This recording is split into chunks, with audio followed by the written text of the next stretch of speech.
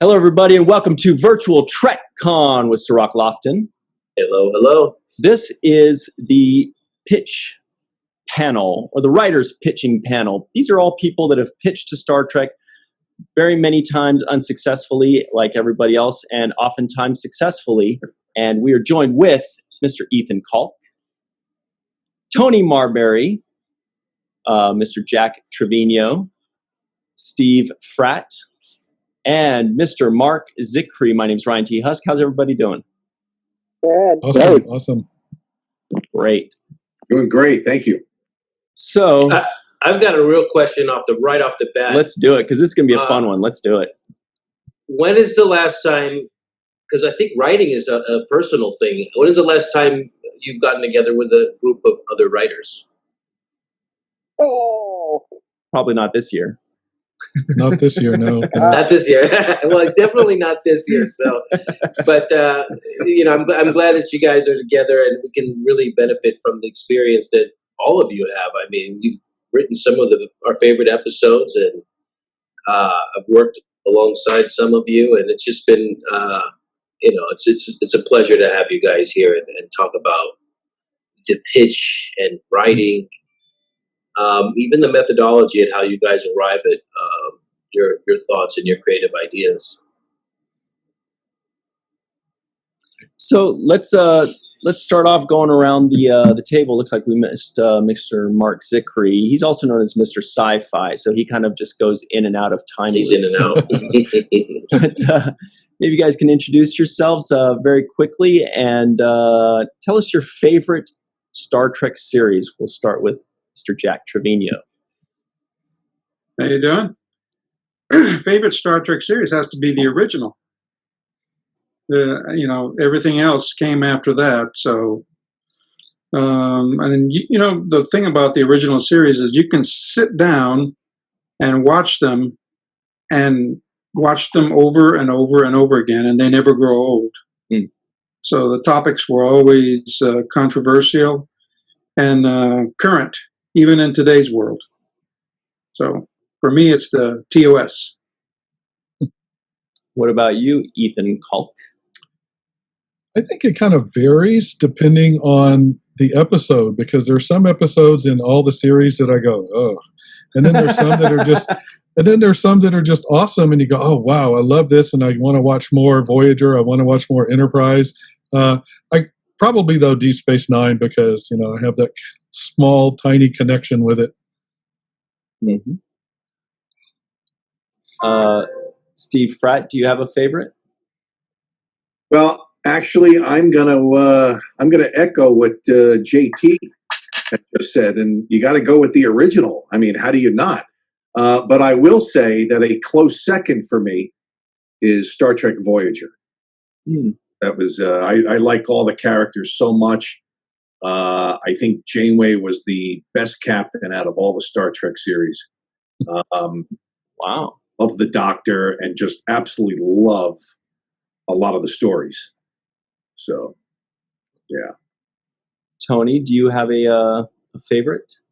I do. When I grew up with the original, I remember watching it. I was very young. I think I'm going to have to go with Deep Space Nine, and not because I, actually sold with Jack, but because I always wondered, well, what happened to those people, after they, went on their merry way. And I like Deep Space Nine because a lot of those consequences of previous episodes you got to see. So I'll have to go with Deep Space Nine for that reason. Awesome. And Jack, you and Toni you said are writing partners, is that right? We were, yeah, for a while. I've actually written with all these guys except for Marc Zicree. No way.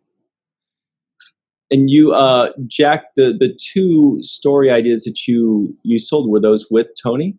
Yes. Great. And those were, if I remember correctly, Little Green Men, which is a huge fan favorite, Little Green Men, and Indiscretion. Yeah. And Ethan, if I remember correctly, and by remembering correctly, I mean I just glanced at my notes, you also had a couple picked up by Deep Space Nine, Visionary and Children of Time. You came and joined us already. to review one of those already. Now, Mr. Steve Fratt, you said you'd never actually sold one, but you pitched like 100 times to 4 different Star Trek series. Is that right? Okay, everybody. So you have to be doing something right for that to happen. The stories I could tell you about why I pitched so many times, unbelievable. I mean, I was telling Jack recently I should write a book about this because the experiences were just so diverse and so all over the place. But yeah, you're looking at the person who pitched the most to Star Trek without ever selling a story. That's the distinction that I have. Although the caveat to that is that Jack and I achieved credits on a Star Trek episode, Star Trek Continues. So I saw that you actually were credited as to writing the first episode of Star Trek Continues, right? Pilgrim of Eternity, yes. That's a great one. So great idea. Apollo coming back, whatever it was, 50 years later. So what's that like? I mean, pitching and then not getting it and then coming back and pitching some more. Cirroc, I can't. First of all, the fact that they kept inviting me back in and of itself is mind-boggling because usually if you don't, you probably know this, if you don't sell something after a couple of pitches, they usually say goodbye. But for whatever reason, they kept asking me to come back, and I went back, and each time I was shut down, I decided to just get back up, pull the bootstraps back up, and go for it again. There were moments where I almost said, no, I'm not doing this anymore. Kept hammering away at it. So came very close, Jack and I, very, very close to selling an episode to Enterprise in their final season. Jack, why don't you elaborate on that for a moment? Well, that's when they tried to embrace the connection with original Star Trek. Mm-hmm. And we pitched a story that dealt with the probe Tanru before it collided with Nomad. And the Enterprise and Archer encounter this probe, and it was a Hoshi story. It was all about communications, and Andre Bormanis liked it a lot. And in fact, he wanted to write the script. And we were like, "Hey, Steve, wow. we got it." And then I read an article that UPN was cutting from 26 to 22 episodes, and I said, "Uh-oh, there goes our episode." You were episode number 23, man. Yeah. And that's what happened. We got cut. Wow. But we were that close to having our names on an Enterprise episode. Wow. Toni or Ethan, either of you have any times where you thought for sure you sold one, or you thought this one had a really good chance and it just didn't quite happen for whatever reason? I know with me and Jack, we pitched one with Molly, something up with Molly, right. And what was it, Brian, Jack, that liked it, but they ended up going with Ira Steven Bear's version, and we were just really bummed about that one because we really thought that had really good potential, and I think we kind of pitched as a two-parter, and something where a lot of stuff's wrapped up, and something's going to happen to the character, and then they'll be fine. This one, she wasn't fine. So we thought that might be the hook that grabbed them, but no, it didn't go. Actually, Jack told me a little bit about this ahead of time. Can you guys tell us about the story a little bit? Because I think Cirroc might be a little interested in hearing. Oh, my God, you're right. Jake was a crucial part of that. Right. Thank you. Yeah, we pitched a story kind of where, Miles always is leaving tools out, and Keiko's always kind of like, hey, you work with dangerous stuff. Well, one of her things does something to Molly and causes her to age. And so Keiko feels guilty and wants her to be fixed back to her little girl. But while she's a young adult, she kind of skips over childhood.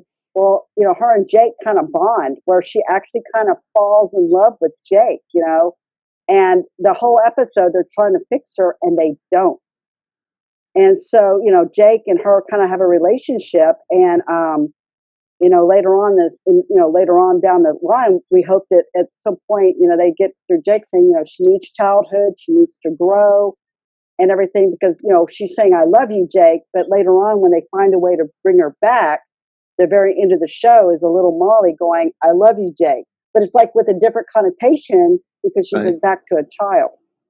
And I just really thought that was really a cool one for, his character and Molly, and just kind of the surprising thing of, oh, wow, they didn't fix that in an hour, that kind of thing. But that wasn't the direction they went in. But, I mean, for me, they could have left her as an adult or bring her back, as a child at the very end, like they had, kind of written or pitched. Yeah, because the relationships, the dynamics of everybody changed. So Miles O'Brien was, Jake would babysit Molly all the time, but now he was the father that was looking after his daughter. And so, and the same with Keiko, but Miles, took it, a little bit harder. Right. Wow. Cirroc, actually, that's really close to an idea I pitched them about Jadzia Dax getting 10 years younger and dating you. Wow. We tried wow, to Jake's a ladies' man. I love these episodes. I mean, these are great. Anybody have an episode with the attendant dating? I knew you were going to say that. I just had to throw that out there. No, that's pretty remarkable. Actually, I like hearing these stories because some of these stories, even though they didn't get made, you can almost picture them in your head, and it's like, Totally. you know what I mean? It's like a missing puzzle piece to something that you didn't even know about. And I really like hearing these kinds of different ideas that didn't make it. Yeah, and Jake and Molly were going to go on a date, and Miles was kind of like stalking them. Yeah. What's he doing with her? Yeah. Just take it easy. Just take it easy. She's an adult. No, she's not. She's my baby. Yeah. She's my little girl. Oh, wow. That's a great episode. A lot of times when we hear stuff like this, it's absolutely like it could have happened just because they didn't have enough episodes in the season or just because they didn't finance it. It's absolutely something that could have happened. For all we know, that did happen in between episode 16 and 17, for example. And I wanted to ask you, Steve, was there specifically one or two episodes that you still kind of in your mind, you say, no, I don't care what they say. That happened. That was too perfect. You mean episodes that they made or stuff that I had pitched? Stuff that you'd pitched. Oh. Out of the 300 or whatever. Oh, yeah, I mean, where do I begin? I will say that what I actually wrote a spec script for DS9. So it wasn't part of the normal pitching process that I went through. It was a spec script that I spent a lot of time on, wrote, sent it in, I think in the towards the end of the first season. And it was a great story about Miles O'Brien. And at the time, I don't know if any of you remember the timeline on this, but at the time, it seemed as if a popular story was organ transplants and people receiving an organ transplant from somebody else, somebody who died perhaps in a car accident. And the person who received the organ was actually starting to take on and sense some of the elements of the person they got the organ from. Yeah. So I pitched a story that dealt with something along those lines, and it revolved around O'Brien, and it was I thought a very good story. I thought they were going to buy it, but never happened. Wow. Marc Zicree's back, and we hear you and see you great. Your Yes. internet's working. So, I'm doing. Mark Yes. wrote, he pitched and got picked up 2 really cool episodes. One was Far Beyond the Stars of Deep Space Nine that everybody knows and loves. Yeah. Also one for Next Generation that I still think is totally underrated, which was First Contact, where Riker's a Malkorian and has like all these different organs than the actual Malkorians.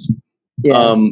Mark, did you pitch a lot of times, or did you just happen to hit 2 home runs out of 2 swings? No, and what happened was I pitched many times, and there, I would always, the producer would always want to buy 1 or 2 of the pitches, and they would be fired before they could. And this happened over and over. It happened with David Gerald. It happened with, like 4 or 5 times. And were they fired because they took your ideas? I don't think it was cause and effect, but I can't say for sure. It was a great episode. But, I mean, it was Tracy Torme was another one of them, and on and on.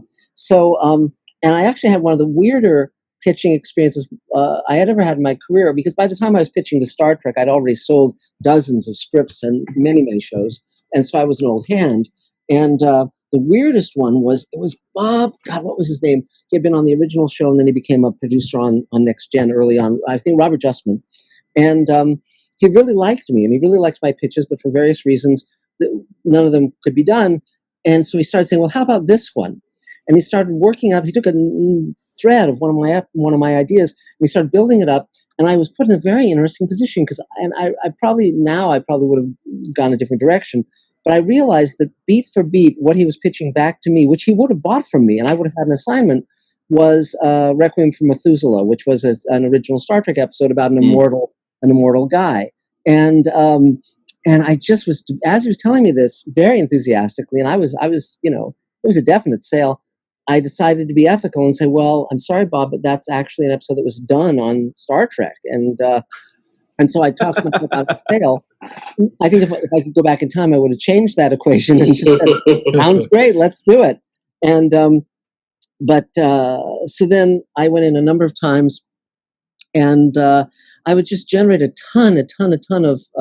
I work up whenever I went in. I would set aside 2 weeks solid to work up the pitch, and I would generate about 100 ideas, and then I would boil it down to 5 completely structured beginning, middle, and end storylines, and then a paragraph for a number more, and then like thumbnails, and I just but the challenge with Trek was you had to, at least as I viewed it, was that you had to come up with something they had never done before that had a profound meaning to it, and so that was great. It was a great challenge, and so as you said, the 2 that I came up with were ones that Star Trek had never done before. One where a culture reaches, develops warp drive, and the Prime Directive goes off, and the Enterprise is sent to make first contact.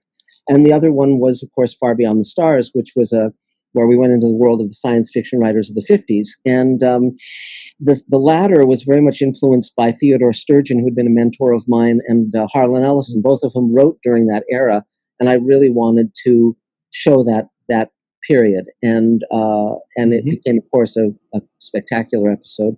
But I generated, hundreds of storylines. And I recently came upon a thick manila folder, at least 200 pages.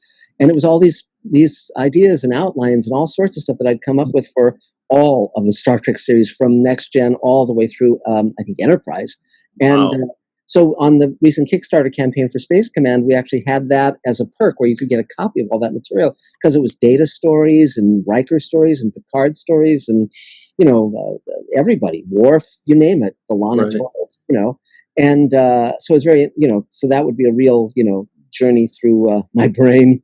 And I was bound and determined to sell to Star Trek, because that was the show that made me want to be a writer in the first place. And so I just kept hitting that ball until something connected and flew out of the park. Right. But, really cool.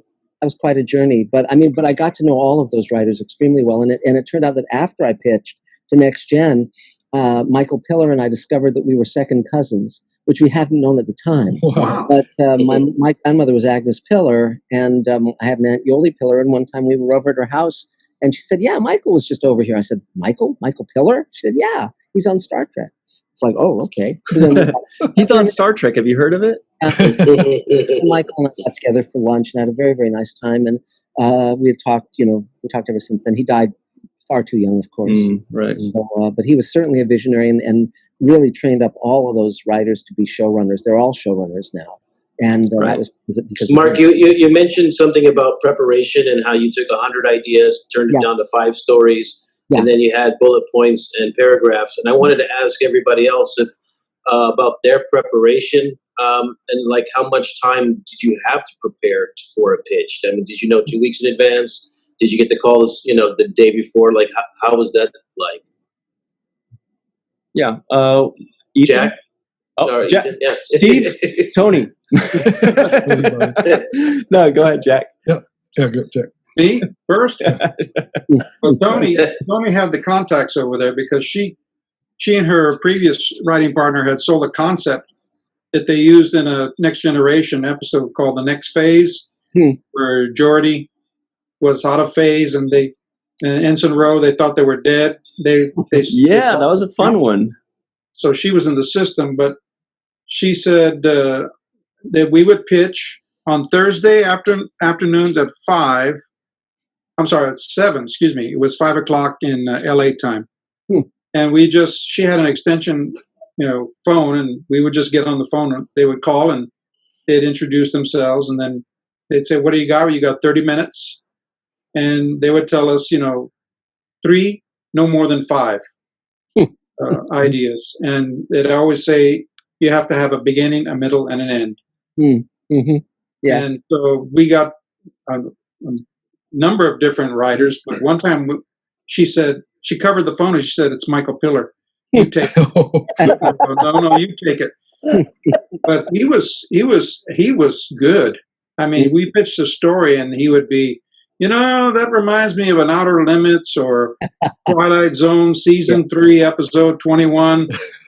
And damn, he was right. That's where I had gotten the idea from. But I wanted to expand on it, but he was good.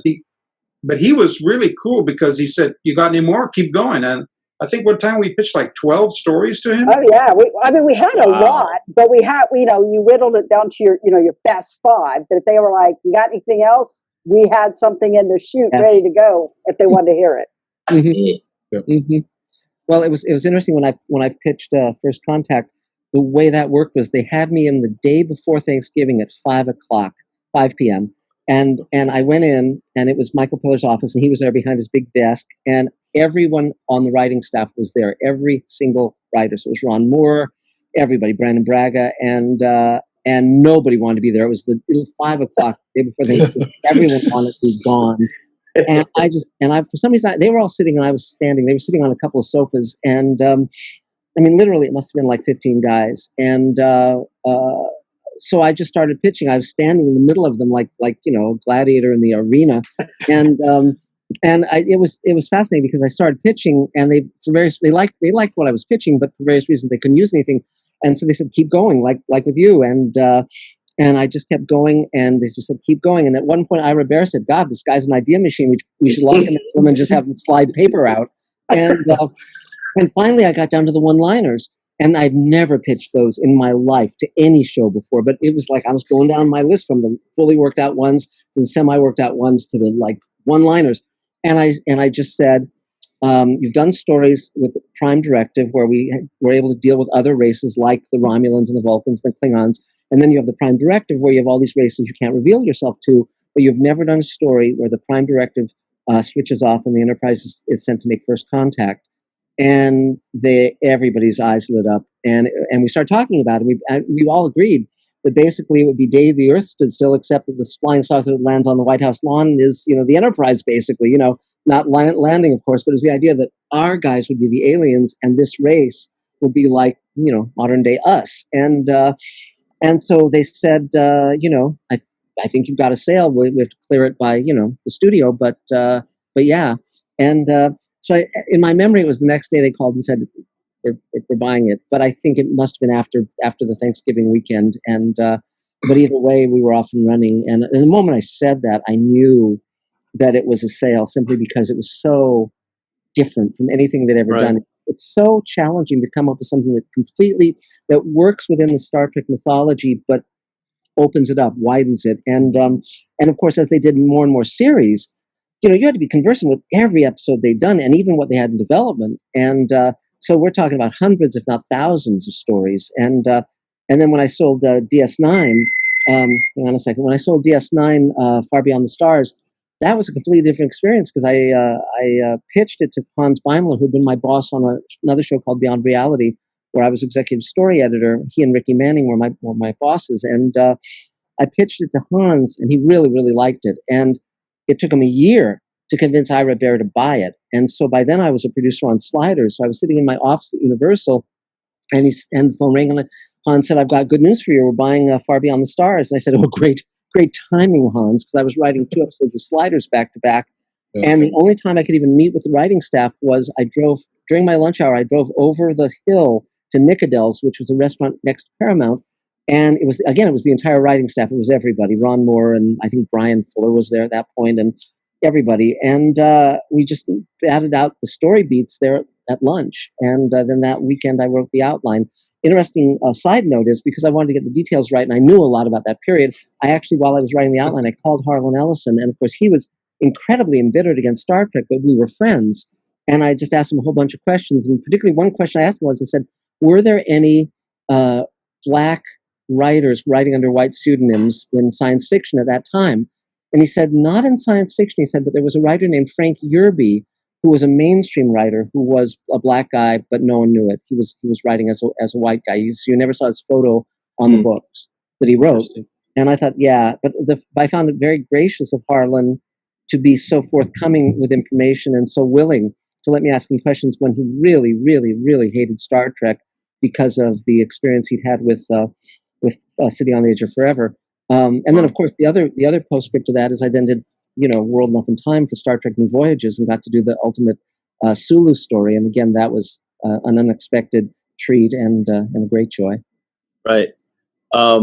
Now, we almost forgot, but you, Ethan and Steve are not off the hook yet because I still want to hear the answers to the question that Cirroc had. And it's funny that Cirroc turned it to the panel because when Marc first mentioned his preparation and all that, I actually wanted to ask you, Cirroc, directly that same question.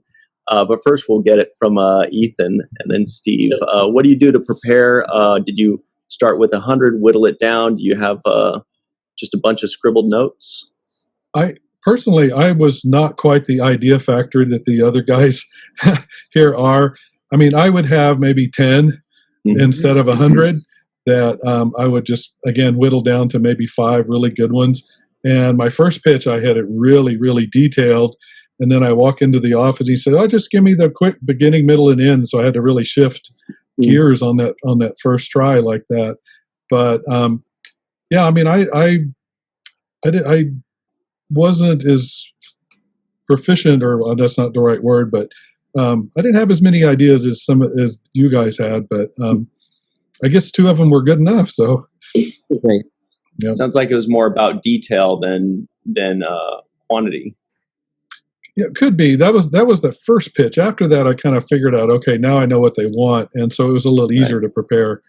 But I think we would schedule maybe a week or 2 in advance when they would do that, and so you would again. It was the Thursday at 7 here in Texas, and so we would be able to have a couple of weeks to get ready and figure it out. And then, of course, the nerves start just before, an hour before. And you're trembling until that phone rings. And then once the phone rings and they answer, okay, now I'm okay. Right. What about you, Steve? You had an enormous amount of ideas over the course of like 15 years. Yeah, great question, Ryan. Yeah, no, I think it was Cirroc's question technically, but thank you. You deserve credit, Ryan. Re-asking the question. Let's divvy up credits. Yes. No, I mean, every Star Trek fan has ideas, right, for new stories. So, and I would just jot them down and see which ones would keep going, and then which ones stopped pretty quick, and then the ones that kept going are the ones that I developed. And I lived in LA for 7 years, so most of the time I went in and pitched directly and not over the phone. I have some unbelievable stories from those experiences going in and pitching directly to so many different people.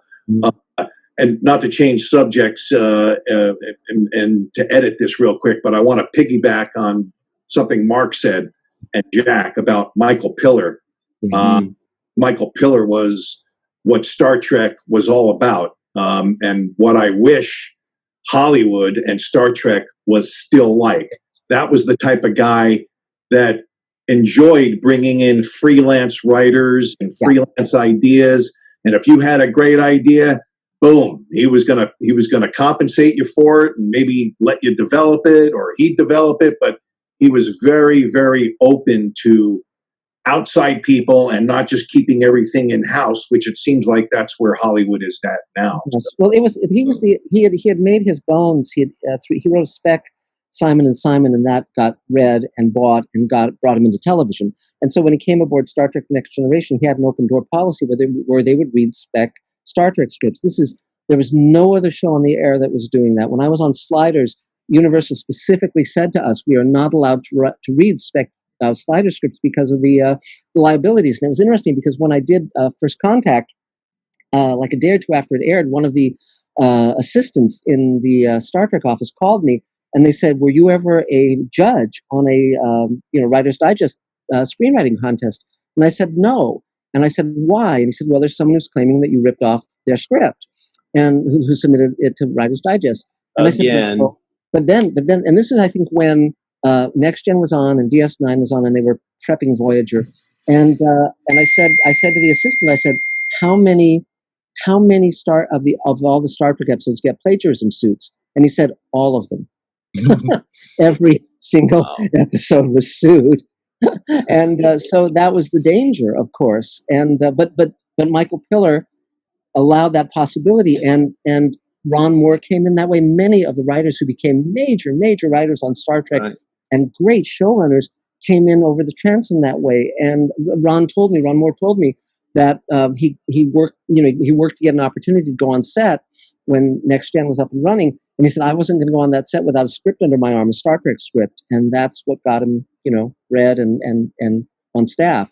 And so, yes, it was unlike any other show at the time. And now, of course, they don't even have freelance pitches anymore. They just hire 24 writers, decide that half of them can't write the show, and they just sit out their turn, writing their spec pilots and screenplays, while the other half is actually writing the show. It's a very bad system and wasteful of money, wasteful of time, and it doesn't allow fresh talent to come in. Whereas when I was in TV, back in the day, we'd have freelancers come in every single day for pitches, and that was a great opportunity to give people a shot, a chance. Hollywood used to be a big creative think tank, whereas now it's more of a structured business. It's an echo chamber. It's like a closed environment where they're just really not open to. I haven't heard of any shows that are taking open script ideas or pitches or anything at all. No, not. Cirroc, as far as I know, for sure, you've pitched at least 2 Star Trek ideas. One was you pitched a Deep Space Nine episode, and another one was you pitched an animated series, right? Did you ever have any other ideas, or was it just it started with 2 and ended with 2 and you were done with it? Yeah, I pitched my ideas and I created my ideas for very selfish reasons. So let me first identify that. The first idea I had, which was, I was trying to get Michael Jordan on Star Trek as the big Michael Jordan fan. So I actually reverse engineered. I worked backwards from there. How do I get Michael Jordan on Star Trek? And that's when I wrote a script, to kind of get that accomplished. And I had a chance to pitch that idea for Ira and the writers, which was very nerve-wracking, like just to kind of, agree with what you're saying about the nerves kind of kicking in. These are guys that I had seen already at that point. We'd worked alongside each other for 4 or 5 years at that point, but the nerves kicked in when it was a completely different thing that I was doing. It wasn't the acting. This is now going to the writing, and I have to be kind of respected as a writer. And I was nervous about how the pitch would go. I did way too much preparation because I actually wrote the script. I wrote the whole thing. Took me, I would say 2-3 weeks to just write everything out. And it was unexpected. So they had no idea I was coming. I just called one day and said, hey, I got this script I finished. And would you guys, give me a chance to pitch it? So that was my experience. And it was all, like I said, very selfishly to get Michael Jordan on the set and have him in an episode, which was why they didn't pick it up for one reason. They said they couldn't afford to get Michael Jordan. So that was part of the reason why they turned it down. The other was what Mark was saying, that it had elements of it that were too much like other Star Trek episodes. And me not knowing all the Star Trek episodes, I didn't have the references to say, oh, yeah, you're right, or let me alter this because that's too similar to the second season of Next Generation or whatnot. So that was that. And the other thing was the animated series. And that wasn't so selfish. That was my good friend, my best friend growing up, who was a very good artist and animator. Actually turned out to work for the studios as an animator. But he wanted to reboot the Star Trek animated series. He was working with a Japanese animation company that wanted to also fund this idea. So I essentially had funding lined up. I had the artists lined up. And all we needed was, everything else. Everything else, right?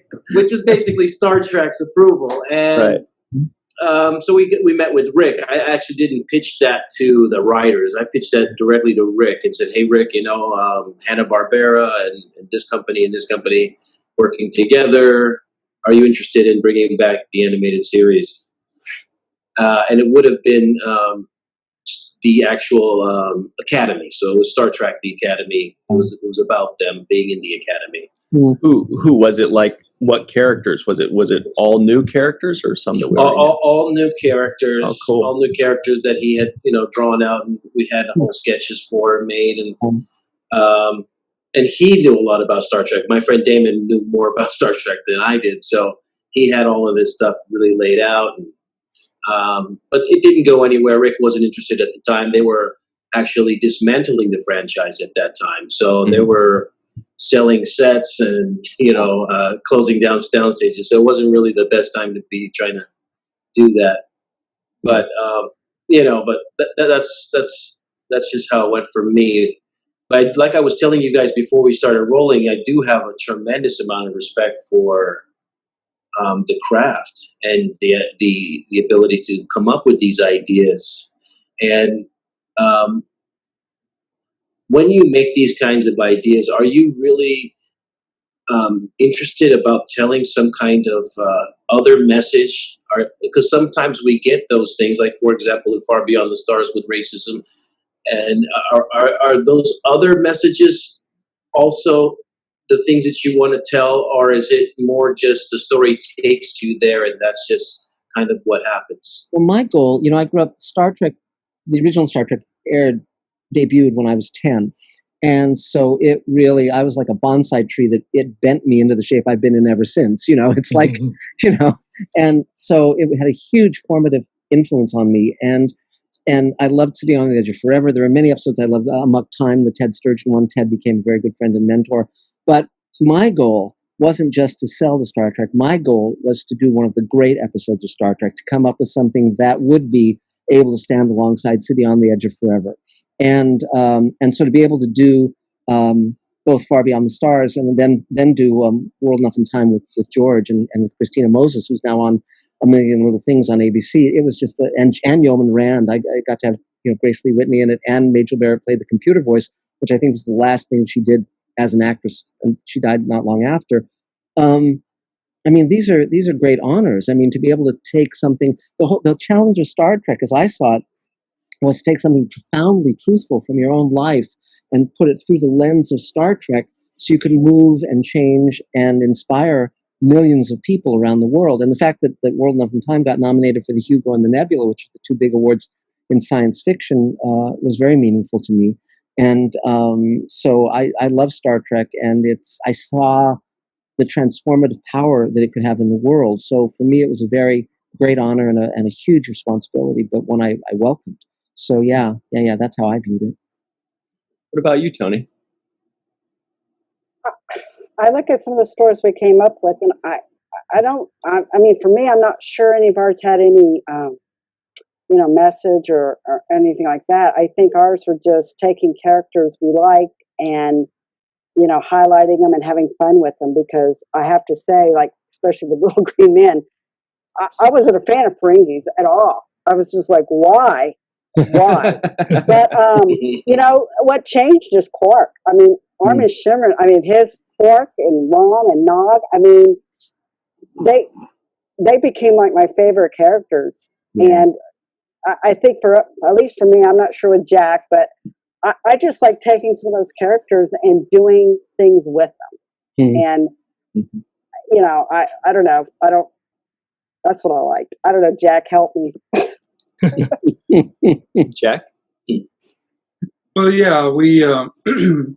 I usually tried to put in some kind of morality play or message or something, and Toni would be like, "Do we have to have it? I mean, do we have to have it?" And I said, "No, we don't have to, but let's put it in there anyway.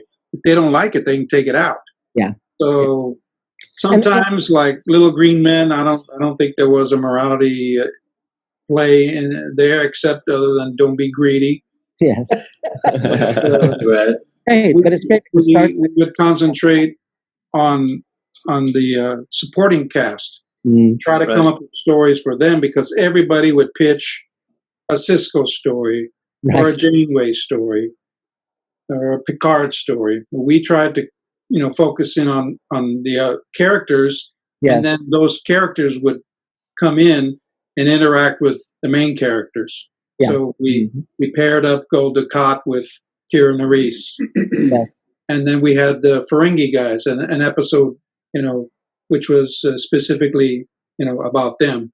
And this also works very well because from a production side, speaking as a producer, when you're shooting a season of a show, and on Star Trek it might have been 22, 26 in a year or whatever, it's a lot, and your actors get very tired. And so when you have an episode that allows some of the actors to take a few days off or a week off, that's a great opportunity, because again, it allows you to kind of get them rested, so that then if you do an episode that has a major role for like Cisco, like Far Beyond the Stars did, they're up to it because they've gotten the rest from the episode that had Armin and the Ferengi taking the brunt. It's funny because the characters on Star Trek are so juicy, and I remember when I first saw Armin on the DS9 pilot, my friend Les Landau was a director on the show, and I said, I want to meet that guy. And so he took me onto the DS9 set, and there was Armin in what he called the full Ferengi drag with the head and everything. And I just said, you're great. I said, I'm a producer, and I'm going to hire you. And later I did hire him on a number of shows, and he said, you're the only producer who ever made that promise and kept it. Oh, wow. Cool. Real quick, one thing Mark said was the Ferengi were very brunt, and I just thought that was a pretty cool. For you Star Trek nerds out there, there is a Ferengi called Brunt, played by Jeff Combs. So I thought that was cool. And as Cirroc knows, when Avery Brooks would get a little bit of free time, or like an episode that really wasn't about him, he wouldn't take a week off. He would direct that episode. And that's when he would come in and actually direct. But Steve, same question to you that Cirroc posed. I just such a big Star Trek fan my whole life, since I was 5, 6 years old. The idea of having my name permanently associated with Star Trek, that's really where my motivation came from. I wasn't trying to come up with any one particular type of story. I wasn't really trying to tell stories about me or anything, with my life. Just wanted to come up with something unique that, as Mark had mentioned earlier, that they hadn't heard before. Yeah. But that's the fun part, because Star Trek allowed such a variety of stories, from like Trouble with Tribbles to See on the Edge of Forever, when with the original show, that it's that variety that makes the show fun, because you can have the Roswell show, or the heavier ones or whatever, the inner light. It has such a range. The universe of Star Trek allows such an enormous variety of stories. That's one of the things that makes it great. And I think Michael Piller realized that by having in, like a few hundred freelancers a year, because they were taking pitches every single day, in the afternoons, that allowed an enormous amount of new ideas to come in. And that's really because a writing staff can get very stale, and they've told all their stories. But when a freelancer comes in, there's always that possibility that they'll come up with something that you never would have come up with. And that's why they really were grateful to all of us who came in from the outside in that way, because it enriched the show and made it better. Right. Of course. What about you, Ethan?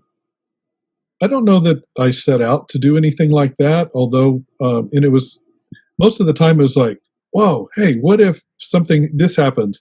But I think in the development of that, like Children of Time, they go back and meet their descendants.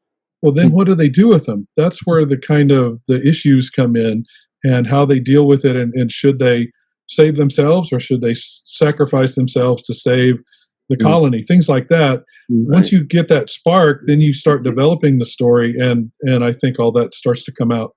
Yeah. I got to admit, though, when Steve was giving his answer, I was like, that would have been my answer, too. Like, I just want to see my name. I just want to see my name under Star Trek, and I'll be happy. Yeah. But here's the question I've been really sitting on for this entire panel. This is what I've been wanting to ask you guys weeks ago when we first were going to do this thing. And we'll start with Mr. Jack Trevino. What is, in your opinion, your favorite or best idea or pitch that did not get picked up? Or two, if you can't narrow it down to one. Well, we did have that Jake and Molly story. We really liked that, and we thought the dynamics of all the characters were going to be turned topsy-turvy. And apparently they had someone in-house that had already pitched a similar story, and I think they wound up doing that episode. But in that version, Molly was a wild child, and so it was a good story, but it was just different from ours. But we thought ours obviously would have been better. And we sold a third story called Quorum, which was a courtroom, jury room story. And in it, every character, a secret had to be revealed. Because in the episode, Garrick was going to convince everybody that a character, or not a character, that a person was guilty. And he knew that he wasn't. He knew he was innocent, but for whatever reason, he had to convince everybody that this guy was guilty. So during the course of the episode, something is revealed about the character. Wow, that's really cool. They bought the story, and I think because we saw little bits and pieces of it, that kernels that they took and developed into other stories. I think like, or the battle to be strong. I think, is that the one where Jake was kind of why he was a writer? He thought he was a coward, and so we called them up and said, "Hey, we're seeing some of these ideas," and they went, "Yeah, we paid you for it." We can do it. We were like, "Well, that's right." That's right. So they owned that story, and they owned all the ideas. So they just took it and developed episodes out of that. Oh wow! Wow. They kind of chopped the episode up into different pieces and placed it in other episodes. Well, I think they took concepts from the episode and developed further. Yeah, that's really cool. If one were a Writers Guild member, one probably could have gone to the guild and said, "Hey, look, I sold a story that was going to be for one episode, and they've used it in 5. Let's discuss this." But but again, you don't want to piss into the stream. You don't want to muddy the waters. Where you always want to have when they hear your name, you want them to all say, "Yeah, let's have him back in." So that's why you don't rock the boat. But yeah, right. Absolutely, that's great. Tony, was the one with Jake and Molly your favorite that was not picked up? There was that one, and there was one, and I guess actually this one has a moral. I can't remember if I pitched it with you, Jack, or my previous partner, Donna.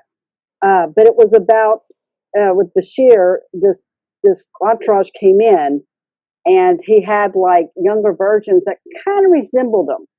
And it turns out that they were like his clones. And whenever something happened to them, because they were a big wig in their society, like if you lost an arm, you know, one of the clones would lose their arm because they would replace it with them. That was their whole purpose. And Bashir falls in love with one of them, and something happens where they need the organ that's going to kill her, or kill, you know, they need to kill her, and he won't do it.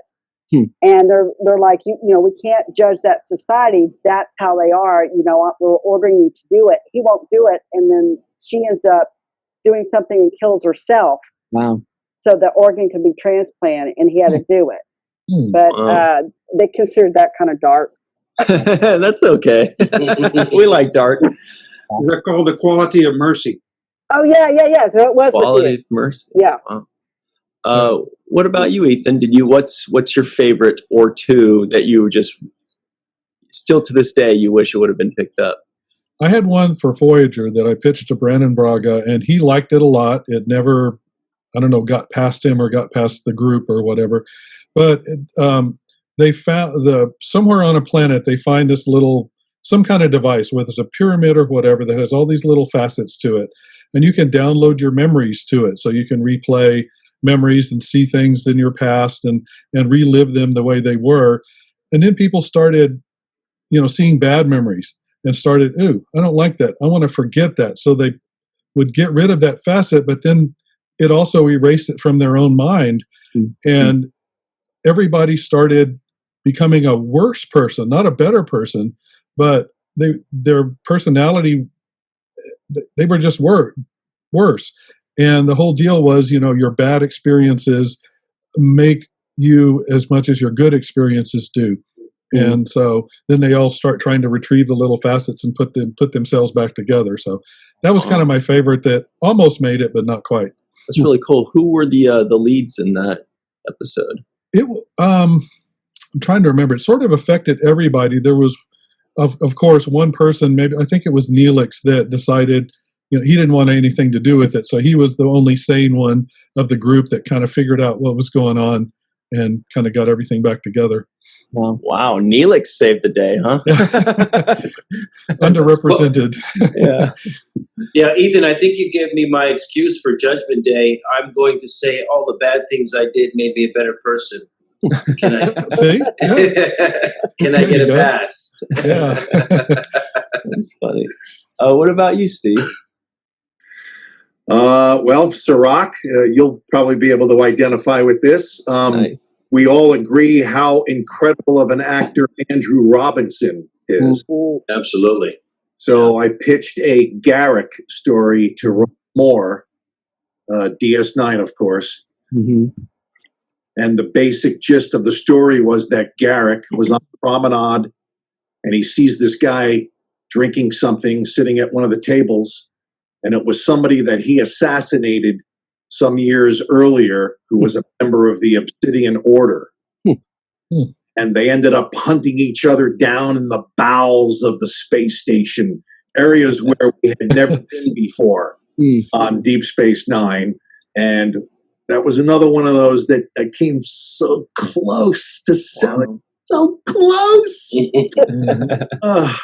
How did that resolve itself? That definitely sounds like one where everybody that's watching this is like leaning in a little closer. Yeah, who the heck remembers how it resolved? If you don't buy it, you don't get the end. Yeah. Wow. But Andrew Robinson, I thought I really wanted to see an episode that was really zoomed in on him and some spooky, the whole, my mindset the whole time was, how can I make this story like really spooky? And his character, obviously very conducive for doing something like that.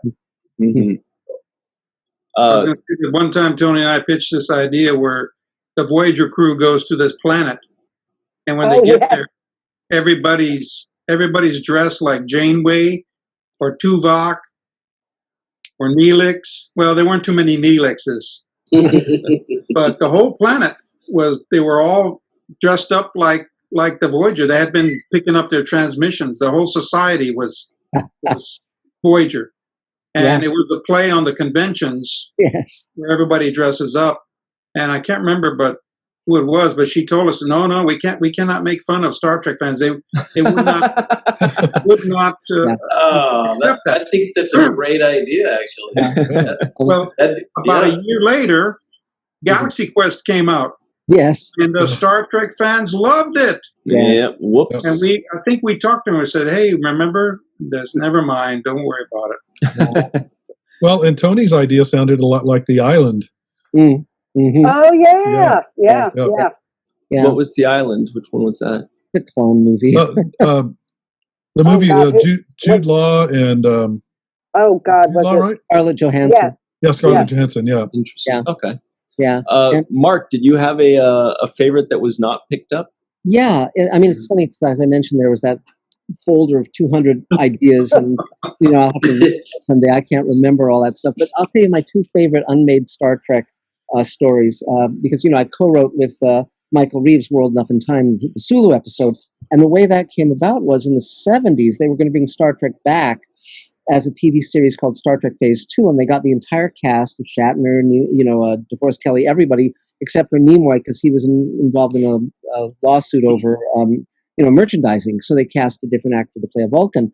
But Michael Reeves went in at that time, and he pitched the Sulu story, which we ultimately ended doing on Star Trek New Voyages. But he also pitched a great Dr. McCoy story, which was, McCoy's a widower, and his wife died decades ago. And it turns out that unbeknownst to him, she was cloned, and a woman's grown up, and she's a scientist who's been assigned to the Enterprise to do a research project. And so McCoy has to work with her. And she, of course, has no memory or identity as his wife, and yet here is his wife again alive. And it was a really interesting story. Cool. And that never got made. And then the other story, it was really interesting because when Star Trek New Voyages was up and running, the fan franchise, and then of course Star Trek Continues came into existence. I was at some event with Richard Matheson and George Clayton Johnson, both of whom wrote for the original Star Trek. And Matheson said to me, "It's funny, last night I had a dream, and I dreamed a Star Trek episode, and it was called The Death of Kirk." And I said, "Well, did you write it down?" And he said, "No, because there's nowhere to sell it." And I thought, oh, Jesus, if he'd written it down, Star Trek New Voyages would have loved to have done it. And it would have been another Matheson Star Trek story because he did, The Enemy Within. And so that was one that got away. And I would love to know what that story was. It sounded really interesting. And of course, he was one of the great writers of all time. And then he wrote for Star Trek 7 Generations. Interesting. Well, no, I don't know. It's just because that's when Kirk died. That famous Ryan Husk humor. Yeah, sorry about that. I'll keep that one to myself next time. But that did remind me, speaking of the fan productions, Ethan and Jack, you guys combined superpowers to write initially Star Trek of Gods and Men and later Star Trek Renegades. Can you guys walk us through that process? And then Jack has also promised to share with us a Cirroc Lofton ear story that I'll let you kind of just move into that organically. Well, we were contacted by Jack Marshall, who was with New Voyages at the time, and said he had a producer that wanted to come up with a movie, a Star Trek movie, because I think it was the 40th anniversary was coming up pretty soon, and Paramount didn't really have any express an interest in doing something. So we came up with a whole bunch of ideas and stuff, and we go back and forth. And then Jack Marshall said, well, the producer didn't like it. And I said, well, I told Ethan, I'm going to call this guy, find out what was it? What's his damn problem? Yeah. So we called him up, Sky Conway. Right. And he said, well, for one thing, you lied. You said you were script writers. And I said, no, we were story writers. We never lied. But he was testing us to see if we were going to, stand up, for ourselves. And we did. And so he said, I had this one idea that I want to do, and can you make it work? And so I think we put it together, in about 3 or 4 months? Yeah, something like that. And the reason the producer called, or the reason Jack Marshall called us is because we had written a script for New Voyages that I think at the time was just too big for them, but because they liked it, that's how we got connected with Sky through Jack. Wow. So then one day, so Cirroc's role was a half Vulcan, right? I believe he played Nichelle Nichols' character's son, right? Son. And then, all right, Jack. So I've led you to it. Can you tell us the story? They said Cirroc left the set and he took his ears with him. He said, I'm gonna wear these ears and see if anybody notices. I think you went to a nightclub or something. Because the next day we were asking you, and did they notice? Yeah, I got a lot of looks with those ears, and I actually still have those ears. I wrapped them up in some saran wrap, and you got to keep them moist. But I still, you looked good in those ears. Yeah, I really enjoyed that. I mean, that was a pleasure. That was just a real pleasure, especially getting a chance to work alongside Nichelle Nichols and being directed by Tim Russ. I mean, it was really just a magical moment, especially that day. I can remember, being in the house when we were filming that one scene, and it was just a warm feeling, just, being there, looking around, having an opportunity to work with the great Nichelle Nichols from such legendary status, it was an honor for me. And then Jack and Ethan, you guys went on with the same producer, Sky Conway, to write Star Trek Renegades, which is where I met the two of you when I worked on that crew. You guys want to walk us through that? Was that like Sky had an idea and he threw it at you guys, or you guys pitched the idea to him? How'd that come about? I think it was. It was the last day. It was the last day of filming. Yeah, that's right. In Laurel Canyon Studio. Of Gods and Men? Said, I don't want this to end. I wish we could keep doing this. I'm having so much fun. He said, but I want to do a new series or a new project after this, still Star Trek. But he said, I want this thing to be completely different. So I walked away, and the setting it looked like a jail, this particular set. And I don't know why. I just thought of the Dirty Dozen meet Star Trek. Wow. So I thought, what if all these characters that they had to interact with were like the Dirty Dozen? They had to go on this mission where it's a suicide mission.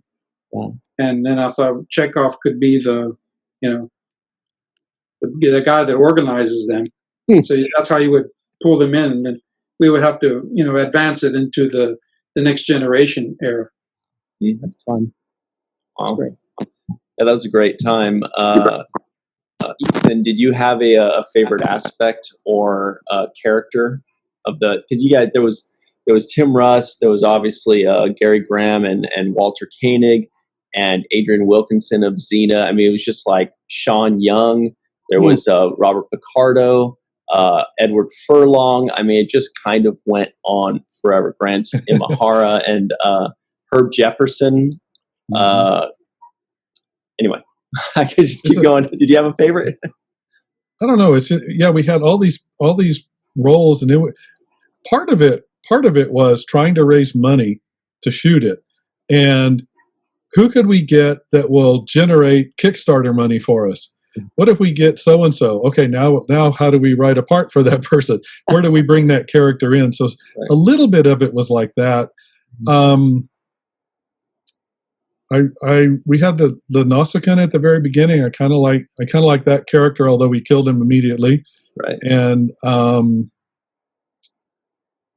don't know. It's really hard. It's really hard. Gary Graham, his character, but I think that's a little because he's just such a fun guy to be around, and so it's just enjoyed the time with him, and maybe the character and he kind of blended a little bit. It seems like Gary Graham's character Ragnar was the only character you guys invented that wasn't already in the Star Trek series that went on from Of Gods and Men over to Star Trek Renegades. He was the only one. Right, from the one to the other. Yes. Sky told us, look, I want Ragnar in it. So okay. So he didn't age. He stayed the same. Well, here's a question I want to ask Steve, because I have a feeling he's got an answer for this, and I could be wrong. I bet Mark's got an answer for it too. Steve, did you ever have a Star Trek series idea? Like not just for like an episode, but just an idea for an actual series that you always thought would be a great one? No, not that I can remember. I may have, but nothing that I can remember. I was obviously so focused in on trying to sell a story. The series thing was. I think I maybe subconsciously knew the odds of like me, pitching a series. People who sell series obviously have a much more extensive background than I did. So it wasn't something that I was really pondering at all. Was one of the 4 series that you pitched to the most open to you? I'm sorry? Was one of the 4 series that you pitched to, did they seem more open than the others? Is there one? No. Wow. And there were some producers that I ended up pitching in multiple series. But no, I didn't. I think, my answer to that would be, the story that Jack and I almost sold to Enterprise. We had probably 4 or 5 meetings with Andre Bormanis regarding this story, and he was very excited about it. Cool. And that was a great experience.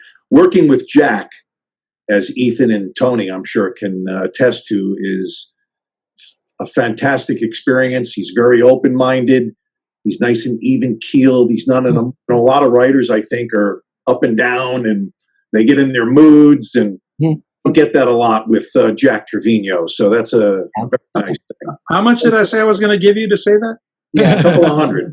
Okay. Couple of 250, I think it was. Okay. Most writers, it just depends on when the medication kicks in, But to answer your question, Ryan, actually, when we did World Enough in Time for Star Trek New Voyages, that was essentially, we viewed that as a pilot for Captain Sulu series, because if ever there was a show that should have been made, it was that one. I mean, when the moment George was in Star Trek 6 and showed what he could do as a captain, what he could be as a captain, it was so obvious and so not utilized, because he was always one of my favorite actors, one of my favorite characters. We also got a hint of it on Voyager too. Of him as a captain, right? Yeah, but so what we did was, Michael Reeves and I, Michael's an Emmy winner, and he wrote for Next Gen, and he wrote for and he story edited Batman the Animated Series and produced Gargoyles. We worked up a 2-hour pilot and a series Bible for Captain Sulu series, and I went in and pitched it to CBS, and it was very interesting because at the meeting it was very friendly. The executive was really nice. It was very clear to me that he had the meeting because he was just kind of interested in what I would do with that show. And they had no interest in doing a Captain Sulu series. It was obvious that CBS/Paramount was never going to do that show. And but it was really fun to play in those fields. And then when I came up with Space Command, the idea was to come up with something that would have that same quality of a hopeful future and be inspiring, like Star Trek had inspired me.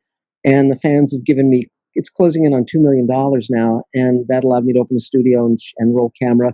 And one thing that we've been kind of talking about, but I think we really again have to reiterate, is these actors from Star Trek are so wonderful, and you included, Cirroc. But I mean, to be able to work with Nichelle Nichols or George Takei, your heroes, these are your heroes, or Armin Shimmerman or Ethan Phillips or Doug Jones, for God's sake. He's in Space Command too. You know that, Ryan. And these are phenomenal. I do. These are phenomenal actors, and they're often underutilized. I mean, when I first met Doug Jones, I said, look, I'm going to write something where we get to see your face, because he has such an amazing face, and it's always under, prosthetics. And just again, it's such an honor. Robert Picardo, I mean, what a jewel, to work with. I mean, what fun. And so to be able, and again, when we were talking about how Hollywood's changed, when you mentioned that, Steve, it has changed. And so I just decided to completely skip the studio and network, the hamster wheel, and just go directly to my audience. And that's worked extremely well. I have my own YouTube channel, and millions of people around the world have been watching, what I've been coming up with. And now I'm going to be creating 6 new shows, and off we go with that. So it's, it's pretty cool. It's really fun. I love the You new. need any writers? Start pitching. Not yet. Start throwing ideas. Tony's sitting on 3 ideas right now. Not yet, but down the line there's the possibility. So definitely keep in touch. And Cool. Because I love working with other writers, and I love working with talented actors. And one of the shows I'm creating is with Rockney O'Bannon, who of course created Farscape, Lions, and Alien. Yeah, I love Farscape. Yeah, and he and I have known each other since the Twilight Zone. When they rebooted Twilight Zone, I wrote for that show, and he story edited it. And we've been wanting to create a show together ever since, and so now we are, and that's Very really cool. fun. Well, I think, Cirroc, we can't hear you. Look out. Cirroc, we can't hear you. Yeah. There we go. Hello. Well, Can you hear me? Cirroc? Yeah. No, I was just pitching my Michael Jordan script to Mark. Sorry, we can't hear you anymore. I don't know what happened. Hello, is anyone there? Okay. Well, if I was going to react as a TV producer, I'd say, well, could it be hockey instead? Yeah, sure. Let me ask if Michael Jordan plays hockey. I'll find out. So I think we're just about out of time here, guys. But this has been really cool. It's a lot of fun. I feel like, I know Cirroc feels the same way with this, but I feel like we could ask each one of you like so many questions. Like, what's it like to meet Rick Berman, or like, how nervous were you and how did you get through your nerves? So we might have to do this again sometime, because there are still people that want to learn how to pitch. Yes. And I'm sure you guys can give all different kinds of advice, whether you pitched 100 times or whether you just nailed a couple. There's a lot of advice to be given. So rather than leaving right now, how about in 2 minutes, everybody give us like 20-second piece of advice for anybody that does want to pitch, if that's okay, now that I've talked myself into it. What do you think, Jack? Well, you mentioned Rick Berman. We asked if we could see Rick Berman, and it was like asking to see the Wizard of Oz. You got to see the wizard. Yeah. He's But I behind the would curtain. say, advice, just keep at it. Don't let anybody dissuade you. You have a good idea, and it'll come out. Just keep pitching. What about you, Tony? Same thing. I mean, you just, my thing is you got to try. That's the biggest thing I got out of this is, even the submitting your original spec script, you're going against thousands of people, and a lot of people were kind of doubting it ever get seen, but they're never going to see it if you don't even submit it. Yes, so my thing is just try, and because what is it? I always tell my kids, you can't score if you don't shoot. Nice. Yep. Steve? First off, Ryan, kudos to you. I think you did a great job hosting this here tonight. Thanks. What about Cirroc? He was pretty good too, right? No, I think Ryan did a great job. Good job, Steve. Kudos to Cirroc as well. Yes. Thank you, Steve. I think it's important that if you want to be a story person and maybe pitch, just make sure that you write everything down. I find people think that they can remember everything.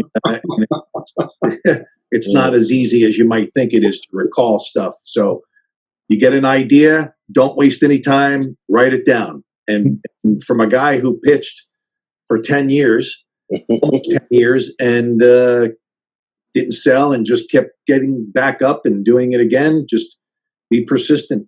That's the key. Be persistent.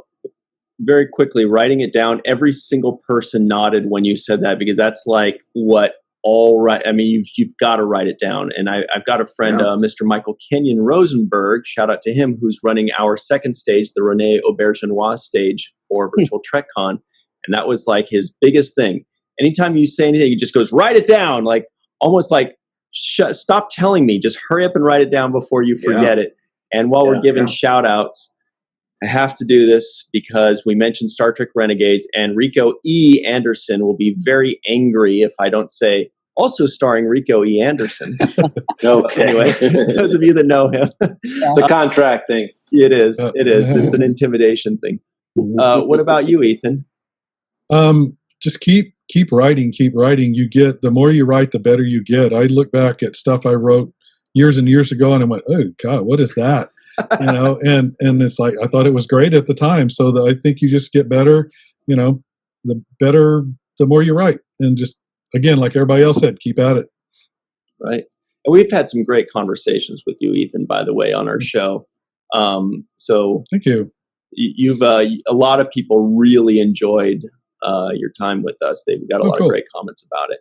Thank you. Sure. Now, Mark, one piece of advice that's very similar to write it down is what you have on your computer right there that says, don't think, do, if I remember correctly. That's right. And that was from Ray Bradbury. That was the sign he had over his typewriter. And he was a dear friend and mentor. And the whole idea is don't overthink things. Just, go. His motto of writing was vomit, then mop. So I agree with. But a bucket and a mop, right, Cirroc? Yeah. All the lyrics to a song. Never mind. Yeah. In terms of coming up with stories and pitching and selling and all of that, first of all, years ago I started an animation, and someone once asked me if I wrote for the children in the audience, and I said no, I write for the child in myself. And so I'm always coming up with stuff that entertains me. If it entertains me, I trust that it will entertain my audience. And so never pitch anything that you don't. Never pitch from cynicism. Always pitch from enthusiasm, from joy, from like what would I love to see on the air? What would be so cool? And it can be a completely crazy story, like, oh, the frigate crashed in Roswell, which is wonderful. I mean, again, it's like whatever works. And then the other thing is, the other thing I wanted to say is, and we all feel this, of course, I knew, like, for instance, when I sold World Enough in Time, the Far Beyond the Stars, and I had that lunch at Nick Adele's with the entire writing staff. This is before it was even written. And we all knew it was going to be one of the great Star Trek episodes. We just knew.